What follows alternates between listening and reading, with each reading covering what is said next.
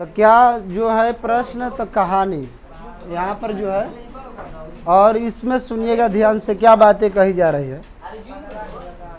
तो देखिए इस कहानी से क्या हमको, इस कहानी में क्या बताया गया बताओ।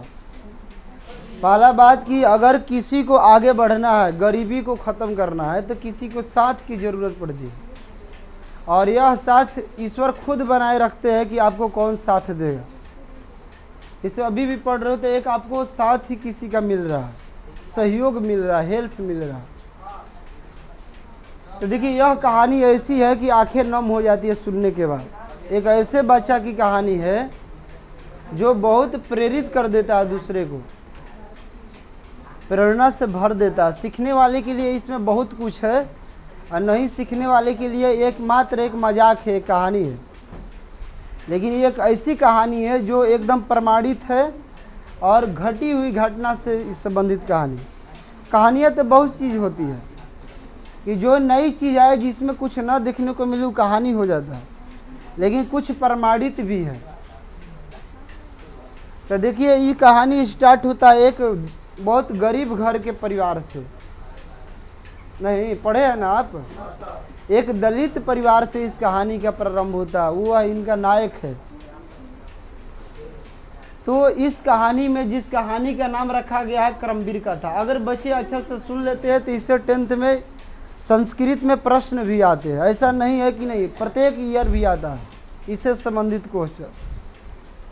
और वह दलित परिवार, जो गरीब परिवार बेचारा थे, वह गांव से बाहर रहते थे। कहानी का प्रारंभ हो गया कि वह जो परिवार थे गांव से बाहर रहते थे। गांव से बाहर रहने का कुछ उसका कारण था। अद्भुत कारण यह था कि लोग उसको अपने गांव में भी रहने नहीं देते थे, तो मजबूरन जो है उसको गांव से बाहर रहना पड़ा। उस परिवार में एक उनकी बेटी थी, एक लड़का था, और खुद उनकी पत्नी, और वह एक मालिक थे। यानी टोटल कितने सदस्य रहे? 4 सदस्य थे। यानी उस कहानी में के 4 मतलब हिस्से थे। और वह जो गांव था कहाँ था? उस गांव का नाम था भीखन टोला, जो बिहार राज्य के एक दुर्गम प्रांत में स्थित था। और वह व्यक्ति जो बेचारा जो रहते थे गांव से बाहर, लोगों की तंग से, क्योंकि लोग नहीं बोलते थे और नहीं किसी तरह का लेन देन कर। जैसे हम लोग गांव में हैं तो कोई चीज़ घट जाती है, या किसी का नमक भी घट जाता है, या किसी का आग लेना होता है तो दूसरे के यहाँ जाकर ले लेते हैं। ऐसे हम लोग की परंपरा रहा। लेकिन इस परंपरा में उसका कोई भागीदारी नहीं था, इस कहानी में बताया गया। तो लोग जिससे कोई घृणा करे, द्वेष करे, असहिष्णुता करे, तो बड़ा रहना जीना मुश्किल हो जाता है। बात है ना? आपकी पास कुछ नहीं है, कोई बात नहीं है, लेकिन उस चीज़ को कोई नीचा दिखाए बार बार आपसे ना, वह बेचारा के साथ बड़ा मतलब इस तरह की घिनौना हरकतें हुई, उसको गांव से बाहर रहना पड़ा। और गांव से बाहर रहने का तो उसको तो रहना ही पड़ा, लेकिन कारण रहा कि उसके पास घर भी नहीं रहा। घर इसलिए नहीं रहा क्योंकि वह कुटिया छोटा मोटा लगाया हुआ था, लेकिन ऊपर से भी ढकने का तिरपाल वगैरह उसके पास नहीं था। कहानी में बताया गया अगर धूप है तब वो उसको दिक्कत है, वर्षा हो रही है तब वो दिक्कत है। तो वह व्यक्ति जो था हर तरह से प्रताड़ित था, दुखी था। एक समाज से दुखी था, और दूसरा प्रकृति द्वारा भी वह बहुत दुखी था। उनके पूरे परिवार दुखी थे। उनके पास भोजन और पानी का भी समुचित व्यवस्था नहीं था, और शाम को पानी भी लाना है तो सोचना पड़ता था कि हम कहाँ से लाए, क्योंकि उनके बर्तन भी कहीं मटका भी लोग फेंक देते थे स्पर्श होने पर। इतनी मतलब कड़ी पीड़ा थी उसके पास। बताओ कि वैसे व्यक्ति को जीना समाज में कितना मतलब मुश्किल हो जाता है, जिसके साथ लोग उसको देखना ही पसंद ना करें। और वैसे व्यक्ति को अपना समाज में एक पहचान लाना बड़ा मुश्किल होता है। हम लोग जिस घर से गुर्बे से उभरे हुए हैं, तो हम लोग की उतनी समस्याएं नहीं हैं, लेकिन यह समस्याएं तब बहुत बड़ी बन जाती है जब आपको कोई आपकी पहचान को ही छिपाने लगता है, क्योंकि किसी के बारे में हम जानते हैं तभी हमें उसके बारे में समझ में आता है। तो वह व्यक्ति हर तरह से सभी समाज से वर्गों से अलग रहा, बहुत पीड़ित रहा, दुखी रहा, क्योंकि भोजन पानी तक की समस्या रहा। लेकिन भोजन पानी भी नहीं मिले तो आदमी उतना दुखी नहीं होता। लेकिन जब स्वाभिमान पर किसी की खतरा होती है, क्योंकि आप समझिए कि भारत के लोग भूखे से मरते रहे, जब अंग्रेज थे तभी युद्ध नहीं लड़े, पानी भी उनको नहीं उतना मिलता था, तभी कोई से लड़ाई झगड़ा करना, अंग्रेज़ों से लड़ना नहीं चाहते थे, क्योंकि जानते थे कि हमारा ज़्यादा बड़ा हानि होगा, जो 4-5 परिवार है वो भी ख़त्म हो जाएगा। लेकिन जब वहीं अंग्रेज इनके स्वाभिमान पर हाथ डाल दिए, तब सभी लोगों ने जागरूक हुए और उसको एकदम उखाड़ फेंके, पूरा जड़ ही उसका ख़त्म कर दिए। तो जब स्वाभिमान पर बातें आती है तो बड़ा दिक्कतें हो जाती है किसी को। तो वह व्यक्ति का ऐसा ही हाल था कि उसका ना स्वाभिमान था, ना किसी तरह का आदर था, सभी जगहों पर अनादर ही अनादर। इस तरह का वह घर था। और जो छोटा कहाँ था कि भीखंटोला उस गांव का नाम था। खुद आप लोग सुने, ऐसे प्रश्न भी आ जाए तो इसका जवाब बहुत अच्छा से हम लोग दे सकते हैं कि दलित परिवार का घर कहाँ था। और एक दुर्गम प्रांत पे था। दुर्गम की उस गांव में जाने आने का रोड भी, सड़क भी पक्की नहीं था, कीचड़ था, इसी तरह पानी भी था। लोगों की कभी बरसात हो जाती थी तो बड़ा दिक्कतें होता, इसीलिए दुर्गम नाम रखा। इसमें कहा गया। अब कहानी देखिए एक कदम आगे बढ़ी। अब क्या बढ़ी कि उनके बच्चे थे। बच्चे पहले क्या थे कि बचपन में कोई भी एक खेलते रहते, तो उनके भी जो लड़के थे बच्चों के साथ खेलते रहते थे। लेकिन बच्चे भी इसे जो नहीं चलाक है उसके साथ वो खेल रहा, लेकिन वह जान जाते थे तो अपने टीम में से उसको भगा देते थे। ए तुम नहीं, तुम जा, भग यहाँ से हटो। मतलब कि उस बेचारा का, उस लड़का का भी बड़ा दिक्कत था। एक दिन क्या हुआ कि एक शिक्षक, उसके प्राथमिक विद्यालय था उस गांव में, 1 से 5 तक प्राइमरी विद्यालय स्कूल था। तो उस स्कूल में कौन आए? एक नए शिक्षक, एक अच्छा विचार वाले, अच्छा कौशल वाले एक शिक्षक आए। उनकी नियुक्ति हुई, बहाली हुई। बहाली होने के बाद वह शिक्षक थोड़ा कहे कि थोड़ा गांव के, जिस गांव में मेरा, जिस स्कूल में हमको प्रभार मिला है, तो थोड़ा गांव को हम लोग देख ले कि गांव की रहन सहन क्या है, लोग कैसे रहते, कैसे बात करते हैं। बड़ा वो इच्छुक होकर वह शिक्षक उस गांव को देखने आया। किसको देखने आया? गांव को देखने आया। कब आया? जब प्रथम बार उसकी बहाली हुआ था तब आया। जब वह आया तो एक बहुत अद्भुत दृश्य देखा उसी लड़का का, कि वह लड़का खेल रहा था, नंगे ही खेल रहा था, क्योंकि उसको तन को ढकने के लिए उतना कपड़ा भी बेचारा के पास नहीं। और ऐसे बचपन में बच्चे ऐसे ही होते हैं, मजबूत होते हैं शरीर से। टीचर देखे तो सभी बच्चों में उनको एकदम अलग रूप से देखे, क्योंकि वो रो रहा था बहुत। शिक्षक उसके पास गए, अपनी भाषा में बोले। वो तो अपनी भाषा में बोलेगा, वो हिंदी की क्या भाषा जानता है बेचारा। शिक्षक पूछे कि क्या बात है बेटा, इतना रो रहे हो? कहा कि हम 2-3 दिन से भोजन नहीं किए, भर पेट भोजन, माने भोजन मिला है लेकिन भर पेट भोजन, अभी तो 1 दिन से हम कुछ खाए ही नहीं। तो खेलते खेलते वो बहुत रो रहा था, क्योंकि उनको भूख भी लगा था। क्या लगा था? बताओ कि जो बचपन में लड़का 2-3 दिन, हम लोग 1 दिना में बहुत डोलने लगता है, पेट में चूहा कूदने लगता है। वह लड़का बेचारा 2-3 दिन तक मजबूरी में, क्योंकि उसके पास अन्न ही नहीं था घर में, बड़ा दिक्कतें थी। टीचर जब उसके बात सुने तो भावुक हो गए कि बोलो कि एक छोटा सा बच्चा है, बताइए कुछ दिन तक खाया नहीं है। टीचर उसको ले गए, पहले उसको खिलाए दुकान पर किसी जगह। खिलाने के बाद उस लड़का से पूछे कि बताओ कि तुम्हारा घर कहाँ है? इशारा किया कि वहाँ पर मेरा घर है। वह जो शिक्षक थे बच्चे के साथ उसके घर पर गए। घर की स्थिति देखे तो अत्यंत दुखद था। मतलब जिस के घर में रहने का भी सही तरीका से कोई व्यवस्था ही नहीं थी।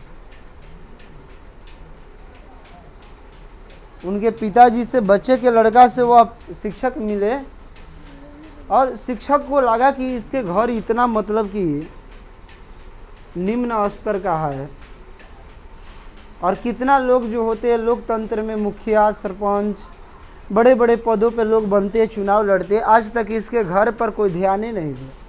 ना कल है, ना जो उनकी आधारभूत संरचना जो चाहिए वह नहीं है। टीचर को लगा कि बेचारा का सहायता करना चाहिए,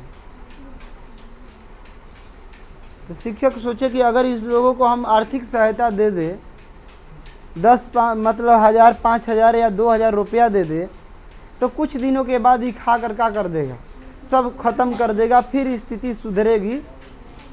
जिसकी स्थिति खराब हो तो वह पैसा से तुरंत नहीं सुधरती है। तो शिक्षक अच्छा उपाय, देखो उदार प्रवृत्ति के शिक्षक थे और ऐसे ही शिक्षक को बनना भी किसी को चाहिए। अगर तो वह शिक्षक क्या किए कि उस बच्चा का ही डिमांड कर दिए ले जाने के लिए अपने साथ। बच्चा से शिक्षक बोले कि चलो हमारे साथ। लड़का बच्चा छोटा है तो वह जाने के लिए नाम कहाँ लेता है। उनके पिताजी से भी पूछे कि देखिए अपने बेटा को अब हमको सौंप दीजिए, दे दीजिए। कोई भी माता पिता कितना भी गरीब क्यों ना हो, लेकिन माता पिता एक ऐसे होते हैं कि बच्चों को अपने साथ ही रखना चाहते हैं। भले भी कितनी ही गरीबी हो, उसे कहीं से व्यवस्था करेंगे या नहीं करेंगे, छोड़ना नहीं चाहते। तो वह जो है व्यक्ति उसको ले जाने से वर्जित किया, कहा नहीं हम अपने लड़का को, आप कैसे है क्या है, ले जाकर क्या करेंगे, हम इसको भेज नहीं सकते, इनकार कर दिए।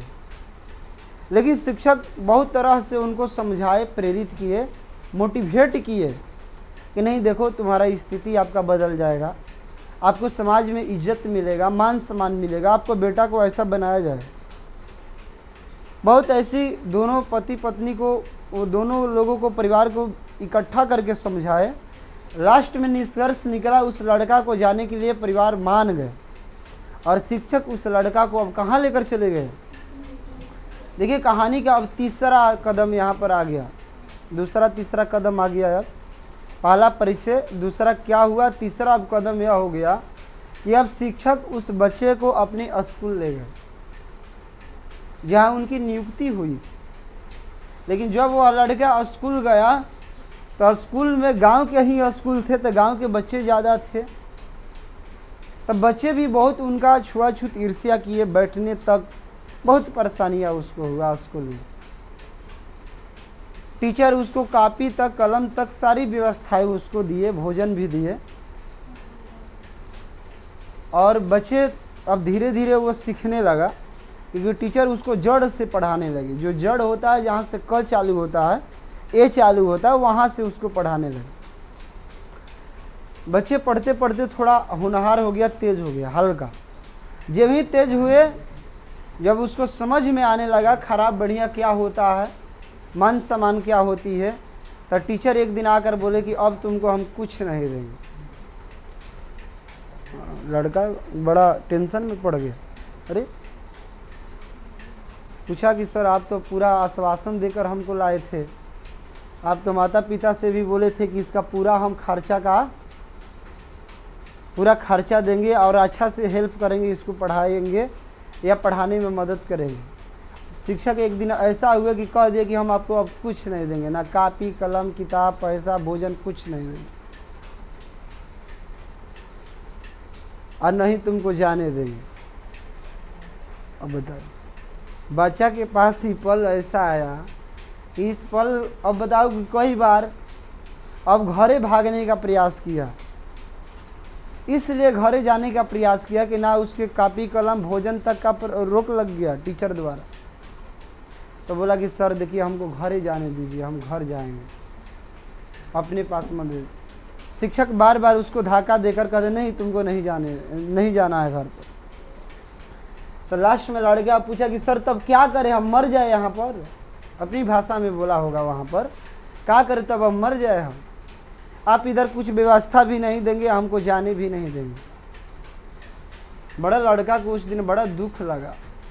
टीचर हमारे साथ बड़ा विश्वासघात किए है, हमको बुलाए, इतना चीज़ हमको कुछ हमको सिखाए भी, तेज भी बनाए। जब हम कुछ जान गए तो देखो इनका ईर्ष्या हो गया, हमसे जलन हो गया। अब तुम लोग बताओ टीचर ऐसा क्यों किए। अब आगे जब ये बढ़ा कहानी तो शिक्षक अब बाद में उसको यह जवाब दिए कि देखो तुम्हारे पास एक ऑप्शन है, तुम अच्छा रिजल्ट लाओगे, रैंक 1 पर आओगे परीक्षा में। स्कूल की प्रत्येक साल परीक्षा होती है। अब परीक्षा आपकी कुछ 3-4 महीना के बाद ही होने वाला है, अब ज़्यादा टाइम नहीं है। और उस परीक्षा को जब उत्तीर्ण करोगे तो तुमको छात्रवृत्ति स्कूल से मिलेगा, और उस छात्रवृत्ति से आप भोजन का भी व्यवस्था कर लोगे, कापी किताब का भी व्यवस्था कर लोगे, और तुम पढ़ भी यहाँ पर सकते हो। तुमको कुछ मतलब कि बच्चे भी के जान तुम्हारा दोस्त बन सकते हैं, ऐसा करोगे। तो अब बच्चा को एक चीज़ प्रश्न मिला तो बोला कि ठीक है सर। तब एकदम टीचर जो है उनको समर्पित कर दिए। और थोड़ा मोड़ा उसकी व्यवस्था है, अपने प्रधानाध्यापक से टीचर पैरवी लगाए, कहे कि इसकी थोड़ा भोजन की व्यवस्था की जाए। वह लड़का अब रात दिन उसका टेंशन था। देखो टेंशन एक ऐसी चीज़ कभी कभी होती है, कोई कहता है टेंशन नहीं लेना चाहिए, लेकिन सकारात्मक टेंशन लेना चाहिए, पॉजिटिव एकदम कि हमें ये चीज़ को करना है। लड़के के पास इस बात का बहुत टेंशन, 2 टेंशन बहुत होने लगा। पहला घर का कि हमारी घर की स्थिति क्या है, मेरे पिताजी कैसे रहते होंगे, माँ कैसी रहती होगी। और एक टेंशन था कि हमारा खुद अब व्यवस्था भी नहीं है, हम क्या करें। उसकी पूरा अब लक्ष्य बन गया, टारगेट, कि अब हमें इस परीक्षा को रैंक 1 पर लाना है, नहीं लाएंगे तो हम किधर का भी नहीं होंगे। लड़का बहुत मतलब कि समझिए कि अपने क्षमता से भी ज़्यादा मेहनत किया, परिश्रम किया। और क्षमता से भी ज़्यादा जो परिश्रम करते हैं ना, ज़रूर उनकी सफलता कदम चूमती है। क्षमता से अधिक, जैसे आपके अंदर उतनी एनर्जी नहीं, उससे भी ज़्यादा आप वर्क कर दिए, इच्छा शक्ति से। अपना आपकी इतनी इच्छा शक्ति प्रबल हो गई कि लगता ही नहीं है कि हम कमज़ोर हैं। लड़का बहुत परिश्रम किया और लास्ट में रैंक 1 लाया, स्कूल में प्रथम स्थान ला दिया। जब प्रथम स्थान ला दिया तो अब उसको सारी चीज़ें, अब जो है छात्रवृत्ति, सारे जो स्कूल का प्रक्रियाएं थी अब इसको मिलने लगा। और अच्छा ढंग से लड़का तैयारी करते करते 5 तक जो रैंक 1 लाया, प्रथम स्थान लाया।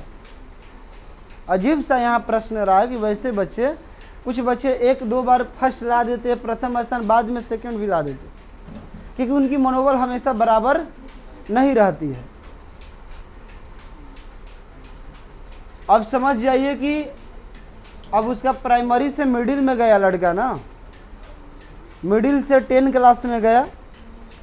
10 में वो क्या किया कि बहुत अपने मतलब परिश्रम करने के बाद वह वहाँ अपना जिला का टॉपर बना, राज्य का टॉपर विद्यार्थी बना, बिहार टॉपर कह सकते हो, उसका जो राज्य वह टॉपर।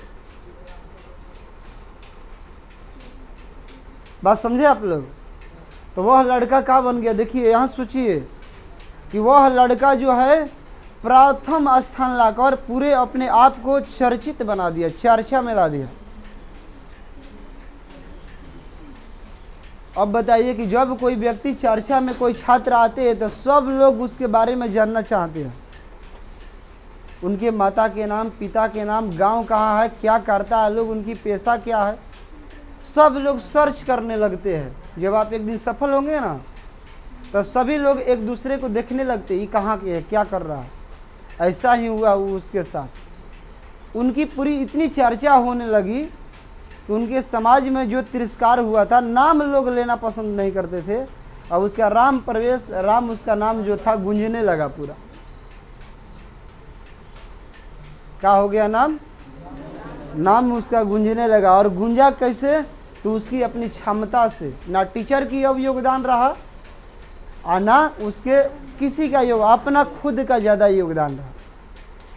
जिसका खुद का ज़्यादा योगदान होता है ना, हेल्प करना और किसी का साथ एक बार आता ही है, ईश्वर भी देते हैं।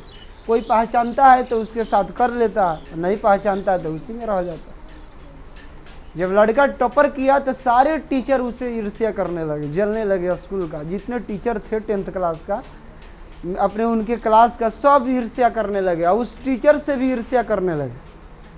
किस टीचर से? जो टीचर उसको ले गए थे पढ़ाने के लिए। सब कहने अरे इतना कितना कितना दिन से सब पढ़ रहा है, वो सब बिहारे टॉपर नहीं किया, ये कहाँ से तय आकर ऐसा कर लिया। तो उन लोग का ये जलन होने लगा कि हमारा विद्यार्थी, हम लोग जिस पर ध्यान देते थे वह टॉप नहीं किया, और जिस पर छुआछूत किया जाए, जिसका ज़्यादा टॉर्चर होता है ना वो और अच्छा बनते हैं। तो लड़का समझ लीजिए कि इतना प्रकार से, और सारे टीचर उससे जलने लगे। अब जलने से क्या फ़र्क पड़ता है? अब लड़का को सरकार द्वारा उसको पुरस्कार मिला, इतनी राशि मिला उसको कि अब आगे का पढ़ाई भी वो अच्छा से कर सकता है।